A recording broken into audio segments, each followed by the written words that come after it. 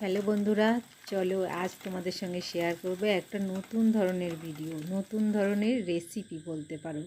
আজ বানাবো এগ পোলাও। দেখো, খুবই সিম্পল কিন্তু খেতে হবে দুর্দান্ত, খুবই ডিলিশিয়াস। তো চলো কিভাবে হবে, খুবই ঝটপট হয়ে যাবে, কোনো ঝামেলা ছাড়াই, একদম খুব অল্প সময়ের মধ্যে হবে।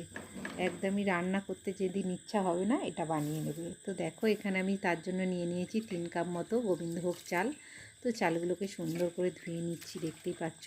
ভালো করে ধুয়ে নিয়ে এটাকে একটা পেপারের মধ্যে চালগুলো একটুখানি রস ঝরাতে দিয়ে দিতে হবে, মানে যাতে না জলটা থাকে।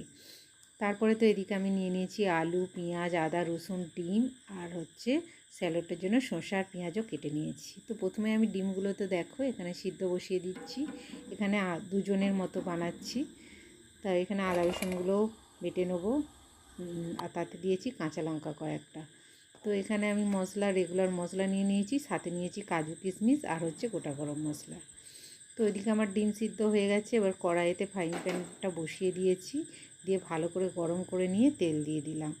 দিয়ে এবার প্রথমেই দিয়ে দেবো 2টো তেজপাতা। হ্যাঁ, একটু ঘিও দিলাম, তবে আমি এটা আজকে সর্ষের তেলেই করব, কারণ এটা তো ডিম, যেহেতু ডিমটা একটু সর্ষের তেলে করলেই খুব ভালো লাগে।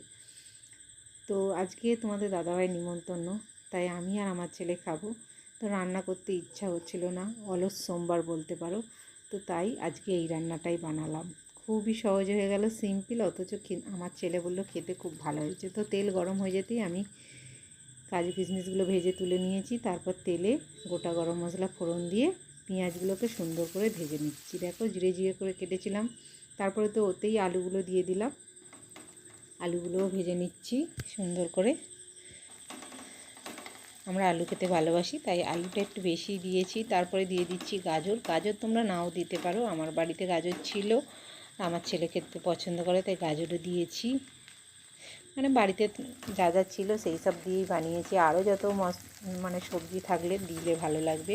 এদিকে ডিমগুলো ছাড়িয়ে নিয়ে এখানে নুন হলুদ ভালো করে মাখিয়ে রেখে দেবো।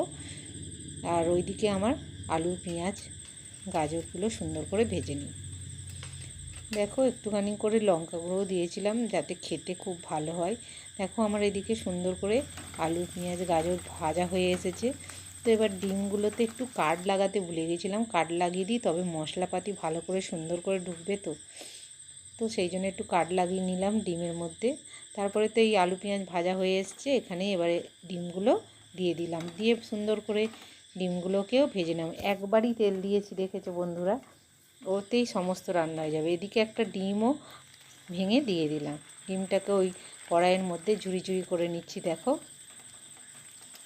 এই ফ্রাইং প্যানে করলে একটাই সুবিধা, বড় মতো তো নিচের দিকটা, তার ফলে অনেক সুন্দরভাবে করা যায়। দেখো, ডিমটাকে সুন্দর করে ঝুড়ি করে নিয়ে মিশিয়ে নিয়ে এদিকে আদা রসুনের পেস্ট, পেঁয়াজের পেস্ট যে করেছিলাম সেটা বড় চামচের 1 চামচের মতো দিয়ে, এদিকে রেগুলার মশলা যা যা ছিল সবই দিয়ে দিলাম, যেমন ধনে গুঁড়ো, জিরে গুঁড়ো, হলুদ গুঁড়ো, লঙ্কা গুঁড়ো, আর নুন তো আছে, দিয়ে সুন্দর করে এদিকে কষিয়ে নিয়ে দেখো তেল ছেড়ে গেছে। এবার সেই চালটা দেখো ঝরঝরে হয়ে গেছিলো, এবার চালগুলো দিয়ে সুন্দর করে এখন ভেজে নেব। দেখো, সুন্দর করে ভেজে নিচ্ছি।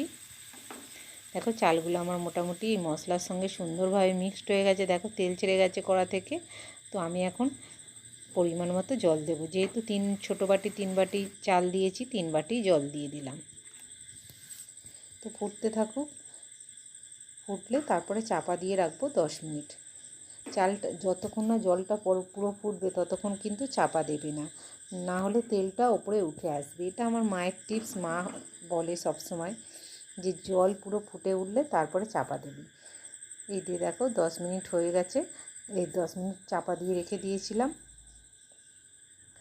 এই দেখো 10 মিনিট পরে এসে দেখলাম সুন্দর হয়ে গেছে। এদিকে আমি গোলাপ জল, কেওড়া জল উপর থেকে ছড়িয়ে দিচ্ছি, আর সাথে দিয়ে দেবো খানিকটা পরিমাণে ঘি আর কাজু কিশমিশ দিয়ে, আর হ্যাঁ, সাথে দিয়েছিলাম খানিকটা পরিমাণে বিরিয়ানি মশলা, আমার বাড়িতে বানানো ছিল, ওইটাও দিয়ে দিয়েছি। তোমরা গরম মশলা থাকলে দিলেই হবে। দেখো, মোটামুটি অলমোস্ট 80% হয়ে গেছে, একটু রস আছে।